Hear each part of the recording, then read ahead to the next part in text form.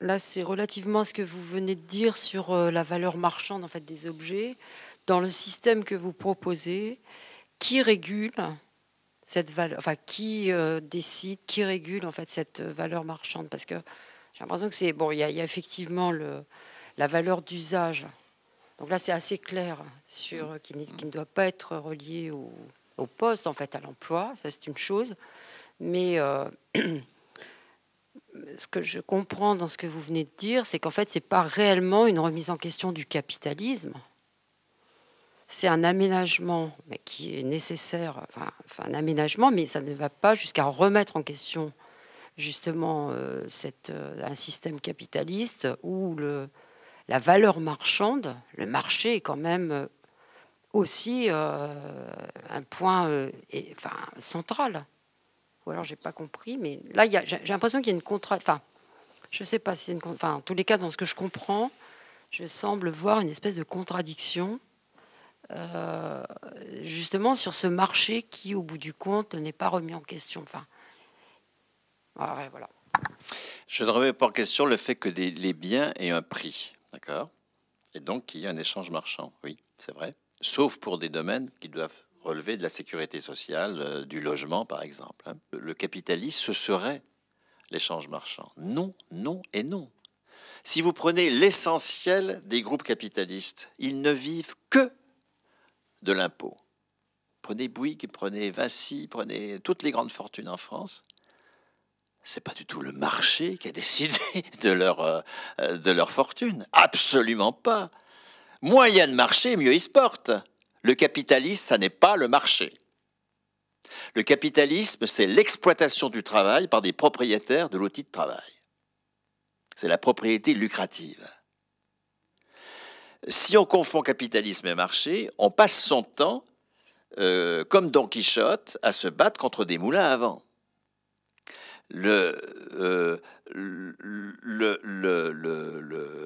Bouygues, ça n'est pas le marché. C'est ni le marché qui le fait vivre, ni le marché qui décide de ses prix. Dieu sait si les ententes entre producteurs sont permanentes au niveau du capital à l'échelle mondiale.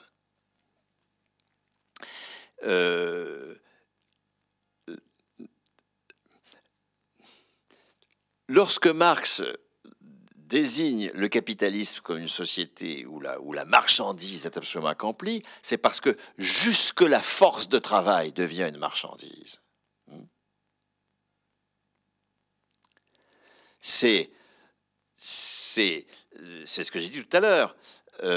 Les institutions de marché qui sont proprement capitalistes, c'est le marché du travail et le marché des capitaux.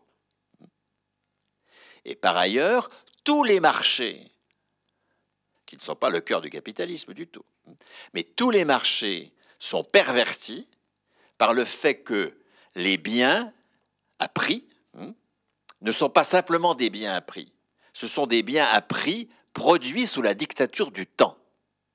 Je prends souvent l'exemple de la tomate et je vais le reprendre, hein, mais on pourrait prendre n'importe quoi. Dans une AMAP, la tomate, c'est bien c'est un produit à prix, c'est une marchandise. Ou alors on veut supprimer la monnaie, faire une société sans monnaie. Alors là, je vous souhaite bien du plaisir. Hein. Nous avons donc un bien à prix. Mais la tomate de la MAP n'est pas la tomate du marché capitaliste. Parce que la tomate du marché capitaliste, c'est pas la tomate d'un producteur qui produit avec de la terre, du vent et du soleil. C'est de la tomate qui est produite sans terre, sans vent et sans soleil. Surtout sans terre, sans vent et sans soleil. Pour que l'on puisse maîtriser le temps. Et du coup, vous avez un truc qui a l'air d'être une tomate, mais qui n'en est pas une quand vous la mangez. Hein. Donc, le capitalisme, ce n'est pas le marché qui le définit. Et si nous conservons le marché, ça ne veut pas dire qu'on conserve le capitalisme.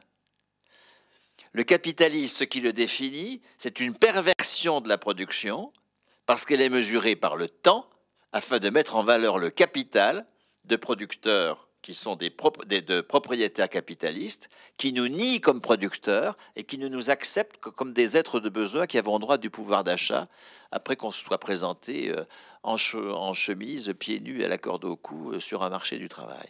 C'est ça le capitalisme, c'est pas le marché. Le marché existe bien avant lui, il existera bien après.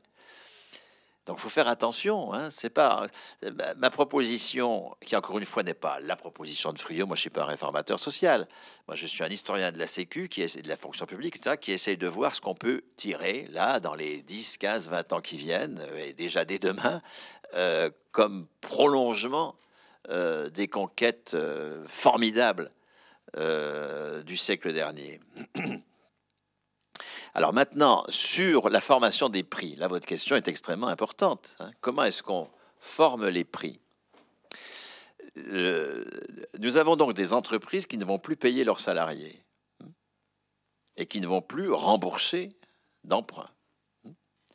Elles sont subventionnées s'agissant de leur investissement, ou bien il y a de l'autofinancement qui existe déjà maintenant. Elles conservent une partie de leur valeur ajoutée pour l'affecter à l'investissement. Et puis, pour le reste, elles font appel à la subvention de caisse d'investissement.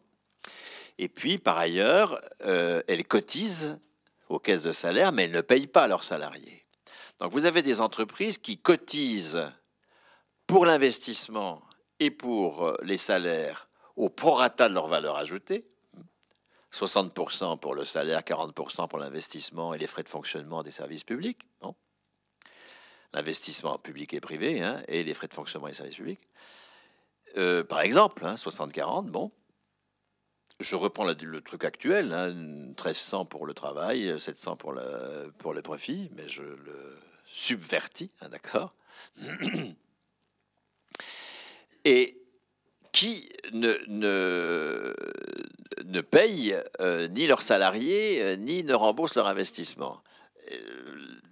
Un cas d'école serait que toutes les entreprises, du coup, vendent à prix coûtant, hein, puisqu'elles n'ont plus à inclure dans leur prix les salaires, et avec les salaires, les cotisations et les impôts, et le remboursement des investissements, les prêts, la rémunération du capital, etc.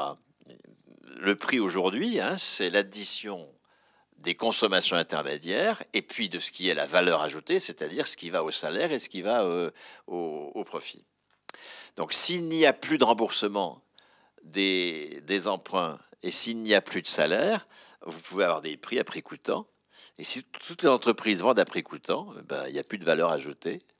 Et au revoir les salaires à vie, au revoir l'investissement, le dispositif s'effondre. Hein. Donc, vous avez parfaitement raison, il y a bien un problème. Comment est-ce qu'on élabore les prix à partir du moment où les entreprises, il n'y a plus d'allocation microéconomique, hein, du financement de l'investissement, il n'y a plus de financement microéconomique, de l'investissement et du salaire. La proposition que je fais dans Émanciper le travail, parce qu'évidemment Patrick Zec me pose la question, Patrick Zec passe son temps à me poser toutes les questions qui se posent ici, d'accord, bien sûr. Hein. Et donc vous allez retrouver tout ça. Hein. C'est vraiment un bouquin qui va vous remettre en tête, et puis avec tout un argumentaire plus important que celui de ce soir, bien sûr, tout ce genre de débat. La proposition qui est faite est de dire ceci. Donc, si nous n'avons plus de financement microéconomique, boîte par boîte, des salaires et de l'investissement, parce que nous socialisons la valeur à l'échelle nationale pour assurer des salaires à vie et de l'investissement subventionné, pour supprimer la propriété lucrative, donc supprimer le capitalisme, hein, puisque supprimer la propriété lucrative, c'est supprimer le capitalisme. Il va bien falloir établir une règle de formation des prix qui permette de générer de la valeur ajoutée. Alors, la suggestion qui est faite, mais manifestement, il faut la retravailler, elle a fait l'objet d'objections, enfin, etc., etc. La suggestion qui est faite ici, c'est de dire ceci. Supposons que la valeur ajoutée, ce soit 20% du chiffre d'affaires.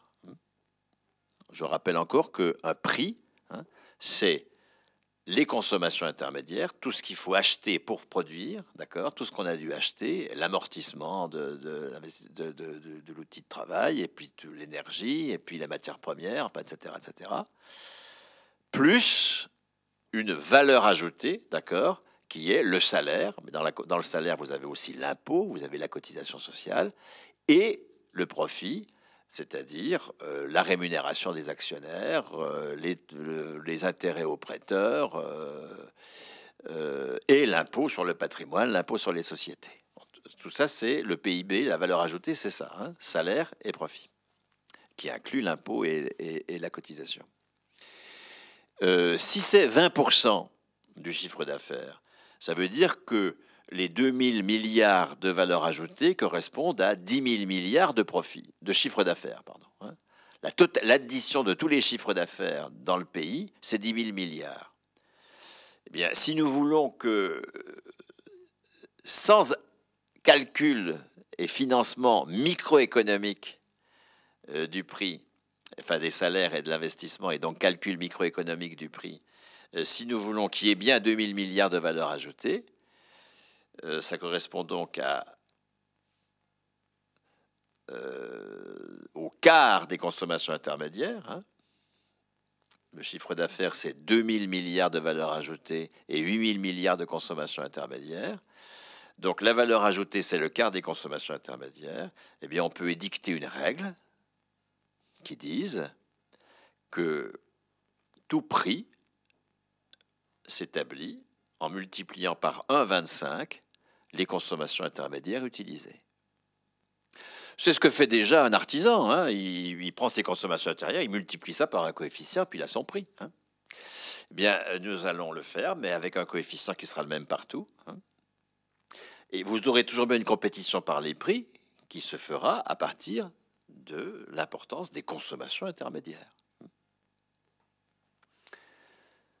Moins on y sera de consommation intermédiaire, plus on aura des prix bas, puisque le prix sera la multiplication par 1,25 des consommations intermédiaires. Et nous aurons bien une valeur ajoutée suffisante à l'échelle nationale pour garantir le salaire à vie et l'investissement par subvention, sans que l'on ait eu une production microéconomique du prix.